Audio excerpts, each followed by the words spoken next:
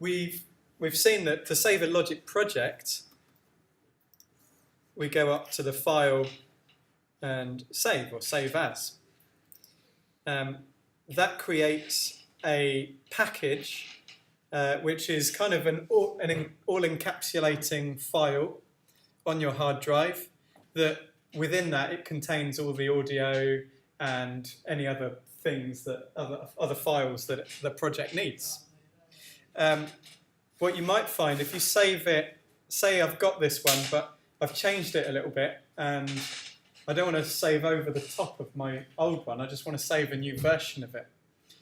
The problem is if you save it as a, I don't know, Pop Production 2, it's going to save another package and duplicate all the audio. So I'm going to start quickly running out of disk space, and I'm going to end up with loads of different projects that may be a little bit unwieldy. It can get a bit chaotic. One nice thing with Logic that we can do is, rather than saving it as a whole new project, you may have already seen it, you can go to Project Alternatives and create alternate versions of the same project. And what that does is it's all saved within the same project folder, encapsulated thing. So I can create a new alternative. It automatically names it with a little hashtag Pop Production 2, vocal edit. You can add little comments just for you so you can remember what each one is.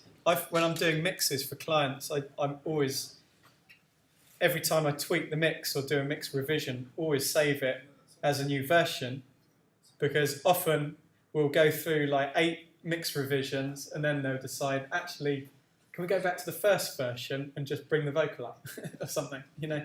So if you save it as alternate projects like that, it's super quick. Just open up project, load up mix revision number 1, tweak the vocal, export it, and voila, bam, done.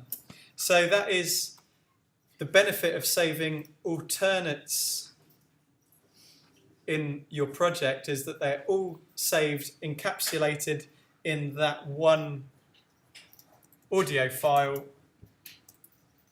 in your Logic drive. Pop Production. Because otherwise you're duplicating all the audio, and you can see this isn't a very big project, but it's still 66 megabytes. So saving 2 versions of that would be 120 or 132, and you know, it quickly uses up all your disk space.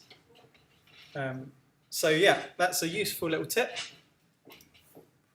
Save as versions or alternatives, and you can always go back. Gives you almost a bit of like an unlimited undo back through versions of your project. You might disappear off on a weird tangent and then think, actually, when I first started this morning, it was better.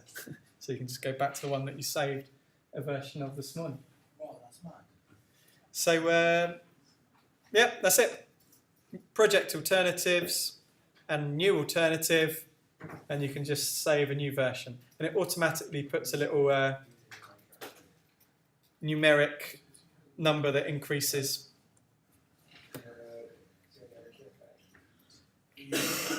You can always see which one you're in because it will tell you up at the top. And also you can go in your alternatives, edit them. You'll see all the different alternatives. It tells you when you saved them.